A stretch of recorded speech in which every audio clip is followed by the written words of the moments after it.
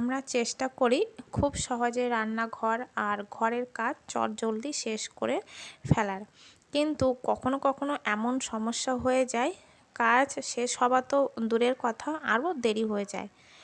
আজকে আপনাদের সাথে এমন কিছু টিপস এবং ট্রিক্স দিতে চলেছি, অনেক সমস্যার সমাধান হবে।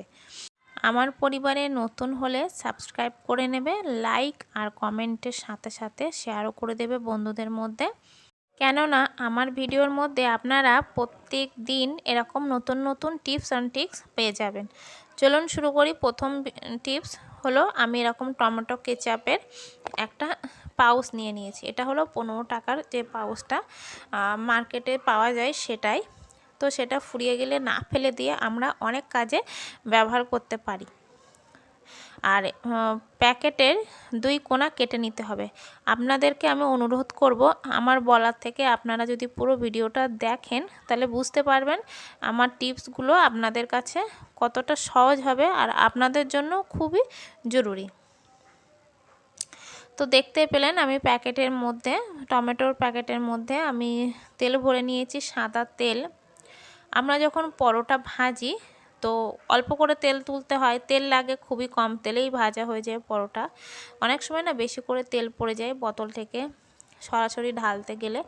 তো আমরা যদি এরকম টমেটো কেচাপের প্যাকেটটা যদি পরোটা শাকার তেলের জন্য ব্যবহার করি তাহলে খুব সুন্দরভাবে পরোটা শাকা যায়। অল্প তেলে পরোটাটা শাকা হয়ে যায় আর ফালতু তেল নষ্ট হয় না, বেশি তেলও পড়ে না।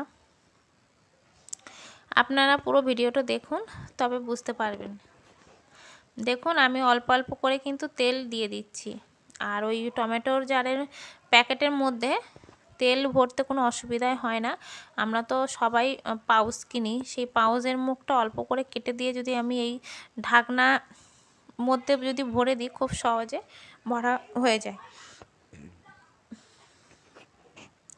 এবার দেখে নেব পরের টিপস। পরের টিপসে আছে এই রকম একটা কাগজ নিয়ে, আর এটা কিন্তু শাড়ির মধ্যে থাকে, শাড়ির যে, আর এটা আমি প্রথমে মুড়িয়ে নিয়ে ফেমিকল দিয়ে আটকে দেবো। এটা একটা কাঁপা সিস্টেম বা কর্ন সিস্টেমের বানিয়ে নেব, কর্নের টাইপের বানিয়ে নিচ্ছি। তো আমি এখানে ফেমিকল নিয়েছি, আপনারা চাইলে এটা স্টাপলার দিয়ে এরকম করে কোনাকুনি পিন দিয়ে এঁটে দিতে পারেন, তাহলে কিন্তু নষ্ট হবে না।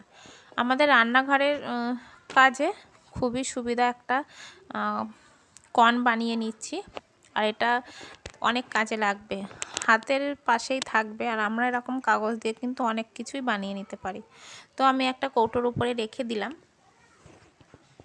আমরা যখন পাউডার জাতীয় কোনো কিছু ঢালতে যাই পড়ে যায়, কিন্তু অল্প হলেও পড়ে যায়, চিনি হোক পাউডার কিছু কিংবা ডাল। তো এই রকম করে যদি কৌটোর মধ্যে ভরি একটা বাইরে পড়বে না আর খুব সুন্দরভাবে কাজটা হয়ে যায়।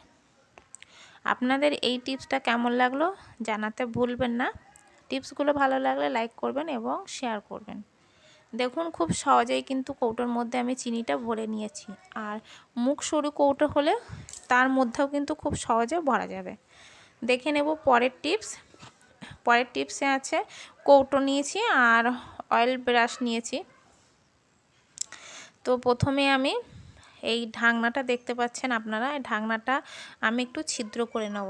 ছিদ্র করতে গেলে এই যে ছুরিটা কিন্তু আমি একটু হালকা গরম করে নিয়েছি, নিয়ে ভালো করে একটু ছিদ্র করে নিতে হবে, মোটা করে দেখুন নিয়েছি। এবার এর মধ্যে ব্রাশটা ভরে দেব,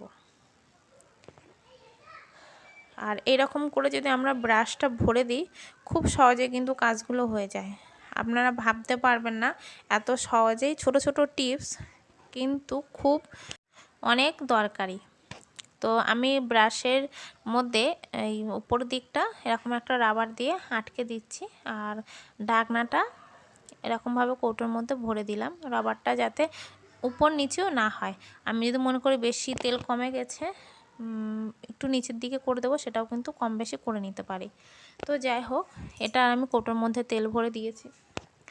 আর এই টিপসটা আপনাদের অনেক কাজে লাগবে, সেটা হলো আমরা যখন কেক বানাই মোল্ডে অয়েল ব্রাশ করতে হয়, সেটা দিয়েও অয়েল ব্রাশ করতে পারবো, পরোটাটাও লাগাতে পারবো, আবার কম তেল করতে গেলে, পাটিসাপটা করতে গেলে যে ফ্রাই প্যানে আমরা তেল ব্রাশ করি সেদিক থেকেও কিন্তু করতে পারবো। তো আপনাদের এই টিপসটা কেমন লাগলো সেটা জানাবেন। আমাকে সাপোর্ট করার জন্য এবং আমার ভিডিওগুলো দেখার জন্য আপনাদেরকে অনেক ধন্যবাদ জানাই। দেখে নেব পরের টিপস। পরের টিপস আছে রুটি নিয়ে। রুটি তো প্রত্যেকেরই বানাতে হয় সকাল সকাল।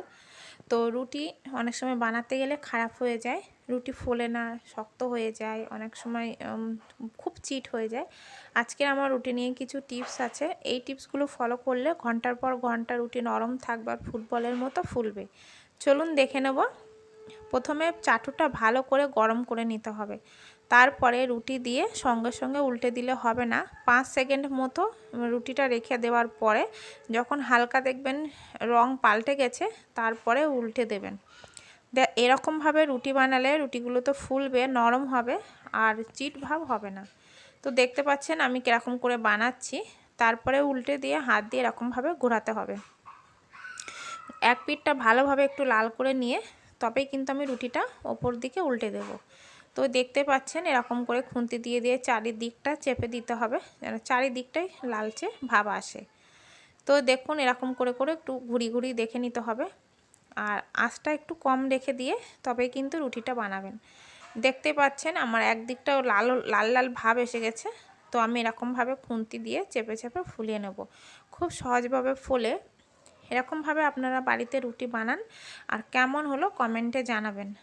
আমার পরিবারে নতুন এসে থাকলে সাবস্ক্রাইব করে নেবেন, লাইক কমেন্টের সাথে সাথে বন্ধুদের মধ্যে শেয়ারও করে দেবেন আমার চ্যানেলের টিপসগুলো সবার আগে দেখার জন্য। তো দেখতে পেলেন আপনাদের সাথে কথা বলতে বলতে আমি রুটিগুলো কিন্তু ফুটবলের মতো ফুলিয়েও নিয়েছি। দেখে নেব পরের টিপস। পরের টিপসে আছে এরকম কোনো বড় পাত্রে আমরা যখন কোনো মেশাতে যাই বা কোনো কিছু বানাতে যাই চামচ রাখলে এরকমভাবে নিচের দিকে গড়িয়ে চলে আসে। তো আমরা চামচে, স্টিলের চামচ হোক বা প্লাস্টিকের চামচ হোক, এরকম যদি রাবার দিয়ে আটকে দিই খুব সহজেই যে পাত্রেই দিই না কেন সেই পাত্রে আটকে থাকবে আর সেই খাবারের মধ্যে গড়িয়ে পড়ে যাবে না। আপনাদের আমার ভিডিওর মধ্যে কোন টিপসটা বেশি ভালো লাগলো সেটা কমেন্টে জানাবেন। আমার সঙ্গে এত সময় থাকার জন্য আপনাদের অসংখ্য ধন্যবাদ।